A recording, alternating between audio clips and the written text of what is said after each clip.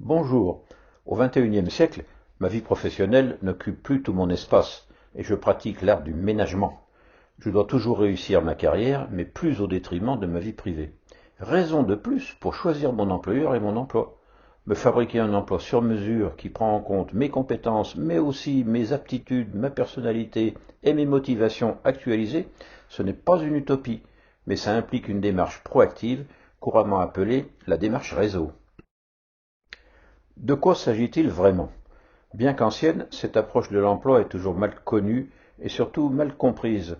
Le mot démarche est clair, il s'agit bien de partir d'un point pour parvenir à un autre en effectuant un parcours. Le mot réseau l'est moins, puisque l'on ne parle pas des réseaux sociaux. En l'occurrence, on ne parle pas ici de l'approche via Internet, mais de l'utilisation des réseaux à l'ancienne pour atteindre un objectif en passant par les amis des amis de nos amis. Au départ, je me sens très seul, et pour tout dire, je patauge un peu dans la semoule. Je sais qu'il existe tout autour de moi des employeurs que je suis susceptible d'intéresser, mais je n'ai qu'une vague idée de l'endroit où ils se trouvent et de qui ils sont. Surtout si je suis un peu couteau suisse multilhomme. C'est moins vrai si je suis passionné par un métier hyper pointu sur un marché étroit. C'est volontairement que l'aboutissement des recherches est représenté ici de couleur vert espérance et que le fossé qui me sépare de l'embauche est représenté en gris, couleur brouillard. Je peux bien sûr me faire accompagner par un coach emploi ou m'inscrire à une association spécialisée. Mais la démarche réseau contribue de toute façon, dans sa première phase, à m'aider à définir mon emploi sur mesure, mon plan A. Rendons à César ce qui appartient à Daniel Porot, d'autant plus que le cabinet Porot est toujours très actif. La démarche réseau a été conçue et formulée à Genève, sans doute au début des années 80, et je m'en suis fortement inspiré en 1988 pour créer la méthode du club Nouvelle Donne. L'idée géniale consiste à transformer un demandeur d'emploi en proposeur de services, l'un des principaux moyens étant la démarche réseau. L'approche traditionnelle est initiée par l'employeur, qui me cherche parmi 200 ou même 2000 concurrents. Pour ma part, j'attends qu'un employeur vienne me chercher et je me contente de répondre aux annonces. Ça peut marcher, et ça marche souvent si je suis un produit particulièrement attractif.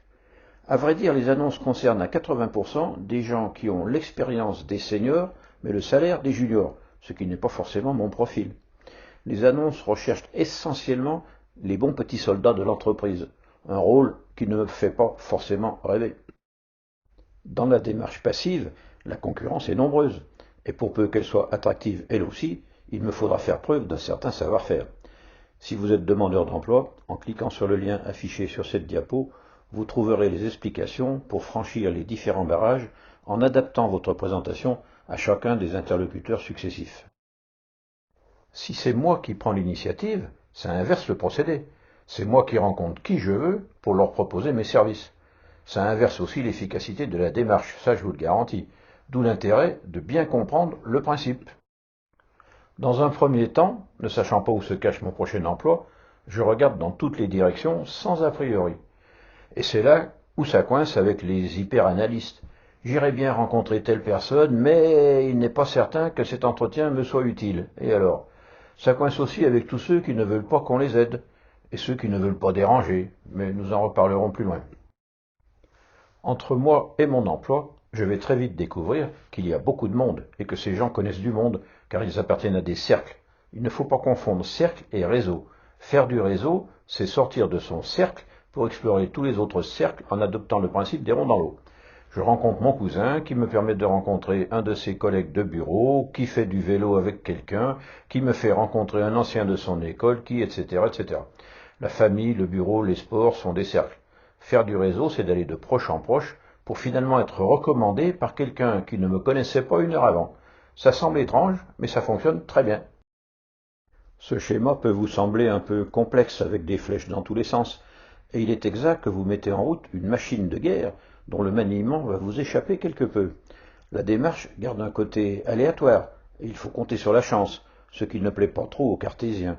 À part les experts en statistique, tous les techniciens et les comptables mettent du temps à adhérer à une démarche qui risque de conduire à un emploi imprévu au départ de la démarche. Bref, ce n'est pas très scientifique, mais les essais cliniques effectués depuis 50 ans ont largement prouvé l'efficacité. La démarche réseau progresse du connu vers l'inconnu, en s'appuyant à chaque passage sur une recommandation.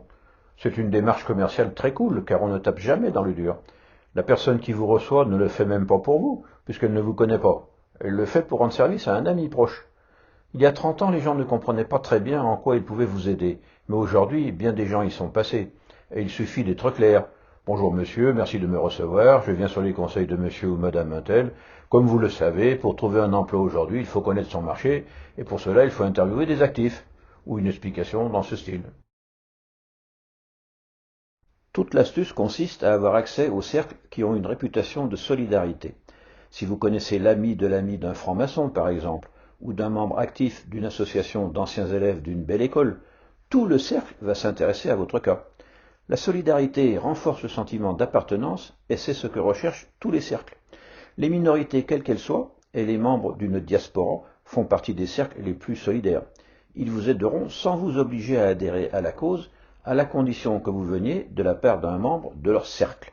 Vous pouvez même fréquenter la sortie de certaines messes de 11 heures sans pour autant assister à tout l'office. Évitez quand même les sectes. Dans un premier temps, vous faites votre étude de marché et vous affinez simultanément votre offre. À une époque, la formule était « Merci de m'aider à valider mon projet professionnel ». Bon, partez une bonne fois pour toutes de l'idée que votre projet n'intéresse que vous. Il faut expliquer à votre interlocuteur ce que vous pouvez apporter à un employeur. Du coup, il va vous donner le nom d'un ami à rencontrer de sa part et qui pourrait vous en dire plus. Dans cette première phase du réseau, vous avez le droit d'être un peu dans le potage, normal, puisqu'officiellement, vous venez pour clarifier vos idées. Je vous le répète, c'est cool comme démarche. Lorsque votre cahier des charges devient clair, vous refermez la tuyère et vous rencontrez des gens pour avoir des contacts avec les employeurs dans votre cible. Vous décrivez le cahier des charges de votre prochain emploi. À ce stade avancé de votre démarche, si vous avez 3 projets, vous ne parlez plus que de celui sur lequel vous venez chercher plus d'infos. Inutile d'embrouiller les idées de celui qui souhaite vous aider. Avant d'aborder n'importe quel entretien un peu important, nous devons faire la paix avec nous-mêmes et partir du principe que notre interlocuteur va être de son côté à la fois utile et sympa. Les positions de vide de l'analyse transactionnelle sont hyper simples à comprendre et évitent tous les échanges inutiles. L'idée est que plus ou moins consciemment, j'aborde tout entretien avec une posture qui va influencer le comportement de l'autre. Moi, je me sens bien ou pas bien, et je considère que l'autre est un bon contact ou pas. Ça détermine 4 zones. Si je pense être nul et que je prends l'autre pour un grand caïd, j'aborde l'entretien en position de déprime. Si j'ai peur d'être mangé, eh bien l'autre ne sera pas contrariant et il va me manger. Ou au mieux, il va m'envoyer le SAMU et il va me consoler d'être en effet très nul.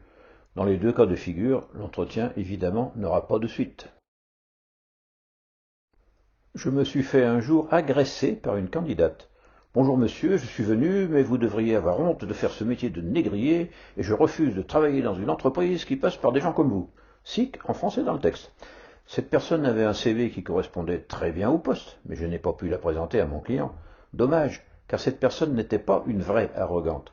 Sans me connaître, elle avait une image tellement mauvaise des recruteurs en général, que pour se rassurer, elle avait dû se shooter à la colle avant de venir.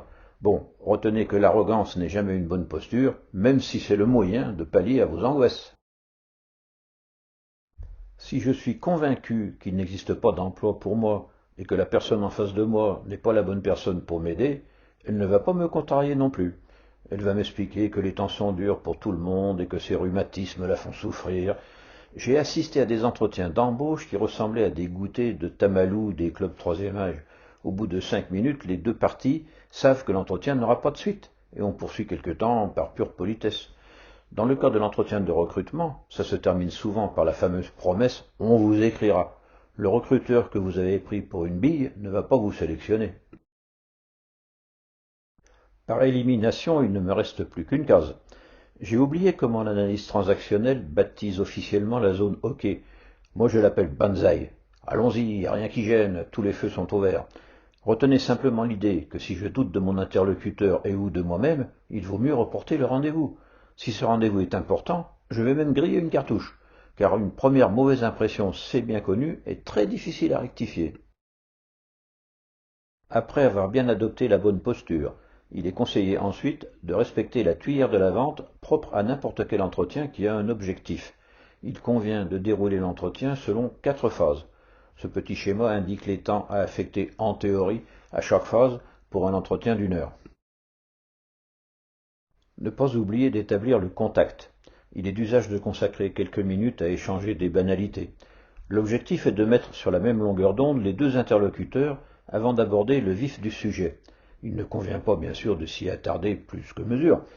À vous d'y mettre fin quand vous vérifiez que l'autre a bien fait dans son cerveau la place nécessaire pour rester branché sur votre problématique du moment.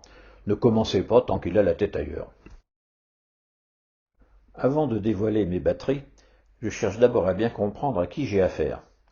S'il est courtois de me présenter en premier, je prévois un pitch qui n'excède pas 2 minutes et je pose une question concernant mon interlocuteur. Je m'intéresse à son activité. Si j'ai souhaité vous rencontrer, ce n'est pas par hasard. Quand je voudrais qu'à son tour il s'intéresse à moi, il sera forcément plus réceptif. Normal. C'est moi qui décide, en tenant compte du temps imparti, à quel moment je referme la tuyère pour parler de mon cas. À chaque entretien, j'ai fixé un objectif précis, obtenir des noms et des adresses ou des renseignements sur un métier ou un marché. Pour atteindre mon objectif, il faut que mes propos soient argumentés, mais il faut aussi le faire au sentiment. C'est une affaire de dosage. Retenez que quelqu'un vous aidera si vous l'avez convaincu, mais aussi si vous lui avez plu. Et n'oubliez jamais, on embauche parfois celui qui nous a fourni la meilleure argumentation, mais on embauche toujours celui ou celle avec qui on a envie de travailler. Savoir conclure. C'est toujours mieux si c'est moi qui conclue un entretien. Je n'abuse pas du temps de l'autre. Quand? Eh bien, quand j'ai atteint mon objectif. D'où l'évidence. Tout entretien qui n'a pas d'objectif sera raccourci par l'autre. Le chômeur devenu demandeur d'emploi puis offreur de service se comporte un peu comme un pilote de projet, et donc il doit savoir conclure. C'est important. S'il existe peu d'employeurs intéressés par mon profil, je dois me dire que j'ai aussi peu de concurrents. Dans ce cas, je fais du réseau pour obtenir le maximum de renseignements sur mes rares cibles, mais j'attends d'être clair dans ma tête pour provoquer la rencontre. Si je vise une entreprise en particulier, je cherche à rencontrer un maximum de ses salariés avant de rencontrer le patron. Inversement, si j'ai peur d'avoir trop de concurrents, je sais que du coup il y a aussi beaucoup d'employeurs intéressés et je peux activer mes réseaux tous azimuts. Comment me présenter, c'est le fameux pitch strictement limité à 3 minutes qui doit permettre à l'autre de savoir qui suis-je, d'où viens-je, où cours-je et dans quelle étagère. Les grandes questions existentielles en fait. Qui suis-je? À part mon identité que je dois décliner, il ne faut pas dire qui je suis, mais ça doit transparaître par la manière de me comporter pendant la conversation. Par exemple, ne dites pas « je suis quelqu'un qui m'intéresse aux autres », mais prouvez-le en vous intéressant à votre interlocuteur. Ne dites pas « je sais écouter » si vous poursuivez votre argumentaire sans répondre aux questions que l'on vous a posées. D'où viens-je? Surtout ne lisez pas votre CV. Celui qui vous reçoit a pris sur son emploi du temps et il est extrêmement fastidieux d'écouter quelqu'un vous raconter sa vie quand on sait que l'on a des tâches à finir avant de pouvoir quitter le bureau le soir. Plus qu'un résumé, exposez une synthèse. Votre projet et vos hésitations. Si vous en êtes à la phase étude de marché, vous ne pouvez pas formuler un projet précis, mais vous devez au moins formuler clairement l'état de vos réflexions. En ce qui concerne votre état du moment, évitez de dire « je pédale dans la semoule », mais posez les questions précises sur lesquelles vous avez besoin d'un avis éclairé et objectif. On voit très facilement que quelqu'un est proche de l'emploi quand il parle de son avenir et pas de son passé. Plus vite vous faites du réseau ciblé, mieux ça vaut. Quand vous avez répondu à une annonce et passé un entretien, que vous soyez pris ou non, vous avez appris à mieux connaître votre marché. N'appelez pas échec ce qui vous a instruit. Qu'un entretien réseau vous soit très utile ou juste un peu importe. Remplissez votre agenda avec l'idée que la durée d'une recherche d'emploi est inversement proportionnelle au nombre d'entretiens par jour. Faites même comme si échanger avec des inconnus était une fin en soi. Et un jour, vous aurez traversé tout le no man's land qui vous sépare de l'emploi de vos rêves. Essayez, ça marche. Dans une démarche aléatoire, il faut mettre la chance de son côté. Retenez cette idée simple. La chance, elle est comme vous et moi. Elle se permet de frapper à la porte un dimanche soir à l'heure du repas, uniquement si elle sait qu'elle va être bien accueillie. Si vous n'avez pas su la saisir en plusieurs occasions, elle ne frappera plus à votre porte. Normal. Si vous faites un beau cadeau à quelqu'un qui ne l'ouvre pas, vous serez moins généreux le prochain coup. Attention, le manque de confiance en soi, la peur de décevoir ou l'orgueil de vouloir s'en sortir tout seul sont de vrais repoussoirs pour la chance. Et maintenant, quelques règles. Quand j'étais en activité, j'ai souvent reçu au bureau des chômeurs dont l'échange avec moi constituait manifestement l'unique activité de la semaine. Quand ils me demandaient qui rencontrer de leur part, je n'avais pas d'idée. Si je veux garder mes amis, je ne dois pas leur faire des vacheries. Si vous arrivez en retard avec ou sans excuse bidon, je vais vous écouter poliment, mais vous allez casser la chaîne. Commencez toujours par merci de me recevoir, de combien de temps disposons-nous? Ma réponse vous permettra de savoir tout de suite si je vous reçois juste par courtoisie envers la personne qui vous a présenté, ou si rendre service m'intéresse vraiment. Il vous faudra bien sûr tenir compte de ma réponse. Vous devriez voir de ma part monsieur Untel qui travaille dans la plasturgie. Oui, mais en ce moment, la plasturgie ne recrute pas. Et alors, ça n'a rien à voir avec le fait que ce monsieur peut vous ouvrir des portes.